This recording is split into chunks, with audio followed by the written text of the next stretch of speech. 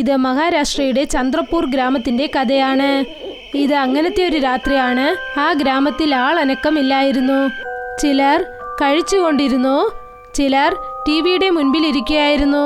അപ്പോഴാണ് ഗ്രാമത്തിന്റെ മുകളിൽ നിന്നും ഒരു വലിയ വിചിത്രമായ UFO വന്നത്.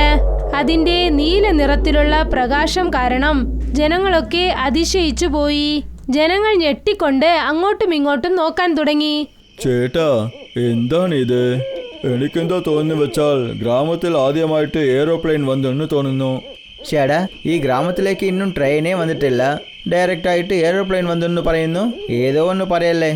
ഇത് എയ്റോപ്ലെയിൻ അല്ലെങ്കിൽ വേറെന്താണ്? ഇത് വളരെ വ്യത്യാസമായിട്ടുണ്ടായിരുന്നു.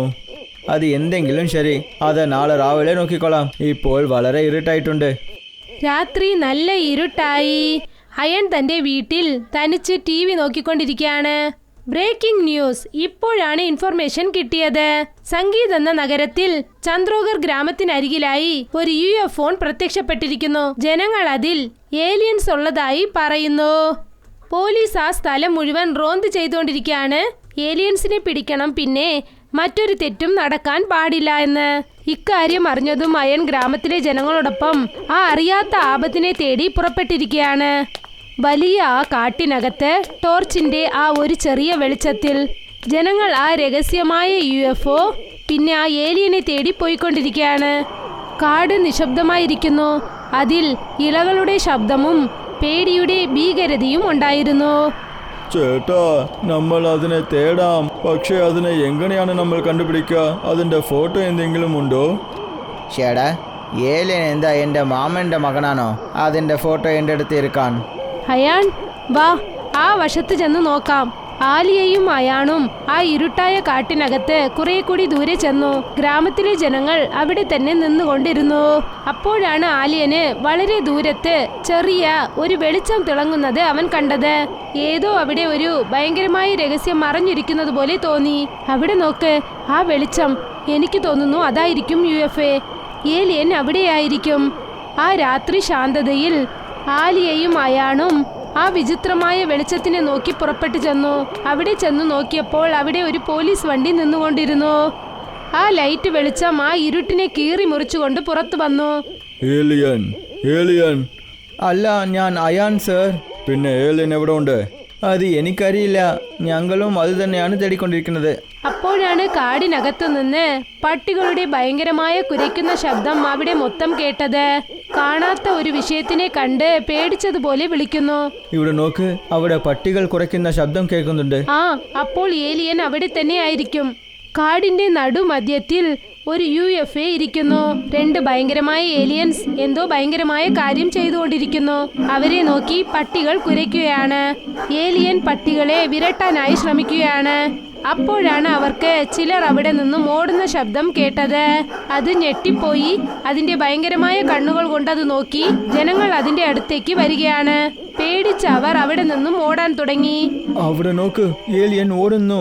പോലീസ്, ആര്യ പിന്നെ അയാൺ അവരുടെ അടുത്തേക്ക് വേഗത്തിലോടി. പക്ഷെ അവരെ പിടിക്കുന്നതിന് മുൻപ് ഏലിയൻ അവരുടെ UFOയിൽ കയറി ആ രാത്രി ഇരുട്ടിൽ മറഞ്ഞുപോയി. ഓ, അവര് ഓടിക്കളഞ്ഞു. ഞാൻ എന്ത് കരുതിയെന്നാൽ അവരുടെ കൂടെ ഒരു സെൽഫി എടുത്ത് സോഷ്യൽ മീഡിയയിൽ ഇടാമെന്ന്. അപ്പോഴാണ് അയാൻ തറയിലിരുന്ന ഒരു വിചിത്രമായ കണ്ടെയ്നർ കണ്ടത്. ആ ഏലിയൻസ് പെട്ടെന്ന് ഓടുന്നതിനിടയിൽ അത് മിസ് ചെയ്തു. ഇവിടെ നോക്ക്, അത് ഇതിനെ വിട്ടിട്ട് പോയി. തുറന്നു നോക്കാം, ഇതിൽ എന്തെങ്കിലും മാജിക്കായ കാര്യം കാണും. അയാൻ ഭയങ്കരമായ പേടിയോടെ ആ ഡബ്ബ തുറന്നു. ആ അടപ്പ് തുറന്നതും തന്നെ അതിൽ നിന്നും ഒരു വണ്ട് പുറത്തേക്ക് വന്നു. പിന്നെ അത് വേഗത്തിൽ അയാന്റെ മൂക്കിനകത്തേക്ക് കയറി. അയാന്റെ മുഖം പേടിച്ച് നല്ല വെളുത്തതായി മാറി. ആലിയ, എന്റെ മൂക്കിന്റെ അകത്ത് ഏതോ ഒന്ന് പോയിട്ടുണ്ട്, നോക്ക്. ആര്യ പേടിച്ച് അയാന്റെ മൂക്കിലേക്ക് നോക്കി. പക്ഷെ അവളുടെ കണ്ണിൽ ഒന്നും കണ്ടില്ല. അവന്റെ ഹൃദയം വേഗത്തിൽ ഇടിക്കാൻ തുടങ്ങി. മൂക്കിനകത്ത് ഒന്നും തന്നെ ഇല്ല. ശരി, കണ്ടെയ്നറിൽ എന്താണ്? ഒന്നുമില്ല, ഇത് ഗാലിയായിട്ടുണ്ട്. ശരി, വാ, വീട്ടിലേക്ക് പോകാം. ഏലിയനെ പിടിക്കാൻ സാധിച്ചില്ലല്ലോ. സമയം അർദ്ധരാത്രിയായി. അയാൻ ബെഡിൽ കിടക്കുകയായിരുന്നു. പക്ഷെ അവന്റെ മുഖത്ത് കുഴപ്പം നന്നായി കാണാൻ സാധിച്ചു. പെട്ടെന്ന് അവൻ പേടിച്ച് എണീറ്റു. അവന്റെ ശരീരം വിറയ്ക്കാൻ തുടങ്ങിയിരുന്നു. ഏതോ ഒരു അറിയാത്ത ശക്തി അവനെ അകത്തു നിന്നും കഴിക്കുന്നത് പോലെ തോന്നി. അവന്റെ തല അവൻ ചുമരിൽ നന്നായി ഓങ്ങി ഇടിക്കാൻ തുടങ്ങി. ചോര വെള്ളം പോലെ പുറത്തേക്ക് ഒഴുകി. പിന്നെ കുറച്ചു സമയത്തിനകം അവൻ മരിച്ചുപോയി. ആ ഇരുട്ടത്ത് ഒരു ശാന്തതയും പിന്നെ മരണത്തിന്റെ ചിൽനെസ്സും ഉണ്ടായിരുന്നു. രാവിലെ നേരം വെളുത്തതും അയാന്റെ വീട്ടിൽ ഗ്രാമത്തിലെ ജനങ്ങളൊക്കെ ഒന്നിച്ചുകൂടി. അയാന്റെ ഡെഡ് ബോഡി കണ്ടതും എല്ലാവരുടെ മുഖത്തും പേടിയും സങ്കടവും തോന്നി. ആലിയ ഒരു മൂലയിലിരുന്ന് ഏങ്ങി ഏങ്ങി കരയാൻ തുടങ്ങി. കാറ്റത്ത് ഒരു ഭയങ്കരമായ പേടി നിറഞ്ഞിരുന്നു. ചേട്ടാ, ഒരു ചെറിയ ചെക്കൻ രാത്രിയിൽ എങ്ങനെയാണ് മരിച്ചു പോകുന്നത്? ദേ നോക്കൂ, അവന്റെ നെറ്റിയിൽ രക്തം ഒഴുകുന്നുണ്ട്. ചുമരിൽ തല ഇടിച്ചതുകൊണ്ട് മരിച്ചതായിരിക്കും. അത് പക്ഷേ വീട് പൂട്ടിയിരുന്നല്ലേ? അങ്ങനെ ഇരിക്കുമ്പോൾ ആരാണ് ഇവനെ വന്ന് കൊല്ലുക? യാതൊരു ഉത്തരവും കിട്ടിയില്ല. ഗ്രാമത്തിലെ ജനങ്ങൾ അയാന്റെ ശരീരം ശ്മശാനത്തേക്ക് കൊണ്ടുപോയി. എന്നിട്ട് അവനെ അടക്കം ചെയ്തു. സമയം രാത്രി 8 മണിയായി കാണും. ഗ്രാമത്തിലെ ജനങ്ങളൊക്കെ അവരുടെ ജോലി കഴിഞ്ഞിട്ട് വളരെ ക്ഷീണത്തോടെ വീട്ടിലേക്ക് ചെന്നു. റോട്ടിനരികിൽ നിന്ന് ചിലർ സംസാരിക്കുകയാണ്. അപ്പോഴാണ് ഇരുട്ടത്തെ ഏതോ ഒരു ഭയങ്കരമായ രൂപം നടക്കുന്നത് കണ്ടത്. അയാൻ അവന്റെ നെറ്റിയിൽ നിന്നും രക്തം ഒലിച്ചുകൊണ്ടിരിക്കുകയാണ്. അവന്റെ കണ്ണുകൾ മഞ്ഞ നിറത്തിലും തണുത്തുറഞ്ഞതുമായിരുന്നു. ഇത് നമ്മളുടെ ഫ്രണ്ട് അയാനല്ലേ? ഷടാ, ഇത് എങ്ങനെ സാധ്യമാവും? അവൻ മരിച്ച് 1 മാസമായല്ലോ. ജയ ഹനുമാൻ, വീര ഹനുമാൻ, നിങ്ങളാണ് എന്നെ രക്ഷിക്കണം. ഹനുമാന്റെ പേര് പറഞ്ഞാലും അവൻ നിന്നിട്ടില്ല. നമ്മളുടെ അടുത്താണ് അവൻ വരുന്നത്. അയാൻ, നീ പ്രേതമായിട്ട് മാറിയിട്ടുണ്ട്. ഹനുമാൻ മന്ത്രം പറയുന്നു, നീ അങ്ങനെ തന്നെ നിൽക്കൂ. അയാന്റെ ആ ഭയങ്കരമായ രൂപം എവിടെയും നിന്നില്ല. അവൻ പതുക്കെ പതുക്കെ അവരുടെ അടുത്തേക്ക് വന്നുകൊണ്ടേ ഇരിക്കുകയായിരുന്നു. അവന്റെ കണ്ണുകളിൽ എന്തോ ഉണ്ടായിരുന്നു. പക്ഷെ അവൻ ഒരു മനുഷ്യനെ പോലെ അല്ലായിരുന്നു. വിക്രമും ആദിത്യയും കുറച്ചു ദൂരെ ഓടിച്ചെന്ന് നിന്നുകൊണ്ടിരുന്നു. നേരം വെളുത്തതും എല്ലാവരും അവരവരുടെ പണി ചെയ്യുകയായിരുന്നു. പക്ഷേ വിക്രമിനും ആദിത്യയ്ക്കും രാത്രി നടന്ന കാര്യം എല്ലാവരും സംസാരിച്ചുകൊണ്ടിരിക്കുന്നു. ഭയത്തിന്റെ നിഴൽ ഗ്രാമത്തിൽ നടക്കുകയാണ്. അയാൻ മരിച്ചു പോയി 1 മാസത്തിനു മുകളിലാവുന്നു. അവനെ നിങ്ങളെ കൊണ്ട് എങ്ങനെ കാണാൻ പറ്റും? ചേട്ടാ, അവനെ ഞങ്ങളുടെ കണ്ണുകൊണ്ട് കണ്ടതാണ്. അവൻ ഞങ്ങളുടെ അടുത്താണ് വന്നത്. അവൻ കാണാൻ പ്രേതത്തിനെ പോലെയല്ല. പക്ഷേ ഏതോ ഒരു കാര്യമുണ്ട്. പ്രേതത്തിനേക്കാളും കുറച്ച് പേടിയായിട്ടുണ്ടായിരുന്നു. ആദിത്യയും വിക്രമും മാത്രമല്ല, ഒരുപാട് ആളുകൾ രാത്രി ഇരുട്ടത്ത് അയാൻ അവിടെ ചുറ്റി വരുന്നത് കണ്ടുകൊണ്ടിരുന്നു. ഗ്രാമത്തിൽ ഇക്കാര്യം പാട്ടായി. അതായത് അയാന്റെ പ്രേതം ഈ ഗ്രാമത്തിൽ ചുറ്റിക്കൊണ്ടിരിക്കുകയാണെന്ന്. പേടിക്കുന്ന ഒരു ചുറ്റുപാടുണ്ടായി. ഇക്കാര്യം LIC ഓഫീസ് വരെ ചെന്നെത്തി. അയാന്റെ പേരിൽ 40 ലക്ഷം രൂപ LIC ഉണ്ടായിരുന്നു. LIC ഓഫീസിന് ഇൻഫർമേഷൻ വന്നു. അതായത് അയാൻ മരിച്ചിട്ടില്ല. ഈ പണത്തിനു വേണ്ടി അവൻ എവിടെയോ ചെന്ന് മറഞ്ഞിരിക്കുകയാണെന്ന്. നേരെന്താണെന്ന് അറിയാൻ വേണ്ടി LIC ഓഫീസർ അയാന്റെ വീട്ടിലേക്ക് വന്നു. കേൾക്കൂ, നിങ്ങൾക്ക് ഏത് കാര്യമാണ് അറിയണം? ഇദ്ദേഹം എപ്പോഴാണ് മരിച്ചത്? അദ്ദേഹം മരിച്ചുപോയി 1 മാസത്തിനു മുകളിലാവുന്നു. നിങ്ങൾ പറഞ്ഞു അദ്ദേഹം മരിച്ചുപോയെന്ന്. പക്ഷേ ഗ്രാമത്തിലെ ജനങ്ങൾ അദ്ദേഹം ചുറ്റി വരുന്നത് കണ്ടു എന്ന് പറയുന്നു. അക്കാര്യം ഞാനും കേട്ടു. പക്ഷെ അത് ഞാൻ എൻ്റെ കണ്ണുകൊണ്ട് കണ്ടിട്ടില്ല. നിങ്ങൾക്കറിയാമല്ലോ, LIC കാശിന് വേണ്ടി നിങ്ങൾ പറ്റിക്കണമെന്ന് കരുതിയാൽ LIC കർശനമായ നടപടി എടുക്കും. ഞാൻ എന്തിനാ LICനെ പറ്റിക്കണം? ഗ്രാമത്തിലെ ജനങ്ങളെല്ലാവരും ചേർന്ന് അയൻ്റെ ബോഡിയെ അടക്കം ചെയ്തിട്ടുണ്ട്. എവിടെയാണ് അടക്കം ചെയ്തത്? ആ സ്ഥലം എവിടെയാണെന്ന് കാണിക്കാമോ? നേഹയും അയാന്റെ അച്ഛനും ശ്മശാനത്തിലേക്ക് വന്നെത്തി. അവിടെ വന്ന് നോക്കിയപ്പോൾ ആ സ്ഥലം കുഴി തോണ്ടിയിരുന്നു. അവിടെ ഡെഡ് ബോഡി കണ്ടില്ല.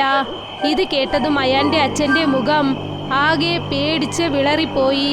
കാറ്റത്ത് തണുത്ത ഒരു അനക്കം ഉണ്ടായി. ഇത് എങ്ങനെയാണ് സാധ്യമാകും? ഞങ്ങളല്ലേ ഞങ്ങളുടെ കൈകൊണ്ട് അയൻ്റെ ബോഡിനെ ഇങ്ങനെ കുഴിച്ചിട്ടു. അപ്പോൾ അയാന്റെ ബോഡി എണീറ്റ് ഓടിയെന്നാണോ പറഞ്ഞു വരുന്നത്? എനിക്കൊന്നും മനസ്സിലായിട്ടില്ല. നേരെന്താണെന്നാൽ അയാന്റെ പേരിൽ 40 ലക്ഷം LIC ഉണ്ടായിരുന്നു. ആ പണത്തിന് വേണ്ടിയാണ് നിങ്ങൾ അവനെ കൊന്നിരിക്കുന്നത്. പിന്നെ അവനെ ജീവനോടെ തന്നെ പൂഴ്ത്തിവെച്ചു. ഓർമ്മ വന്നതും കുഴിക്കകത്തിരുന്നവൻ എണീറ്റ് ഓടിയല്ലേ? നിങ്ങൾ എന്തിനാ ഇങ്ങനെയൊക്കെ സംസാരിക്കുന്നു? പണത്തിന് വേണ്ടി എന്തിനാ ഞാൻ എൻ്റെ മകനെ കൊല്ലണം? നിങ്ങൾ അവനെ കൊല്ലണമെന്ന് കരുതി കാണും. പക്ഷെ അവനെ കൊല്ലാൻ സാധിച്ചില്ല. ഇനി അവൻ തന്നെ വരും, എല്ലാ സത്യങ്ങളും പറയും. ശ്മശാനത്തിൽ ഇങ്ങനെ കാര്യം നടന്നുകൊണ്ടിരുന്നു. അപ്പോഴാണ് അയാന്റെ ഒരു ഭയങ്കരമായ രൂപം അവിടെ പ്രത്യക്ഷപ്പെട്ടത്. അവന്റെ നെറ്റിയിൽ നിന്നും രക്തം ഒലിച്ചുകൊണ്ടിരിക്കുന്നു. അവന്റെ കണ്ണുകൾ മഞ്ഞ നിറത്തിലാണ്. അവൻ ഈ ലോകത്തിന് ബന്ധപ്പെട്ട ആളുപോലെ തോന്നുന്നില്ല. അവൻ അവന്റെ അച്ഛനെയും നേഹയെയും നോക്കി. അയാൻ കണ്ടോ, അവൻ തന്നെ എത്തിയിരിക്കുന്നു. ഇനി സത്യമെല്ലാം അവന്റെ വായ കൊണ്ട് അവൻ പറയും. അവൻ അയാൻ അല്ല, അത് അവൻ്റെ ആത്മയാണ്. ദയവായിട്ട് അവൻ്റെ അടുത്ത് പോകല്ലേ. അവൻ അയാനാണ്. എനിക്ക് സത്യം അറിയണം. നോക്കൂ, ഇപ്പോഴും അവന്റെ നെറ്റിയിൽ നിന്നും രക്തം വന്നുകൊണ്ടേയിരിക്കുന്നു. അവനെ അടിച്ചിരിക്കുന്നു. ഇവിടെ നോക്ക്, അവന്റെ അടുത്ത് പോകല്ലേ. അയാന്റെ അച്ഛൻ പേടിച്ച് അവിടെ നിന്നും ഓടിക്കളഞ്ഞു. പക്ഷേ നേഹ അധികം പറഞ്ഞത് കേട്ടില്ല.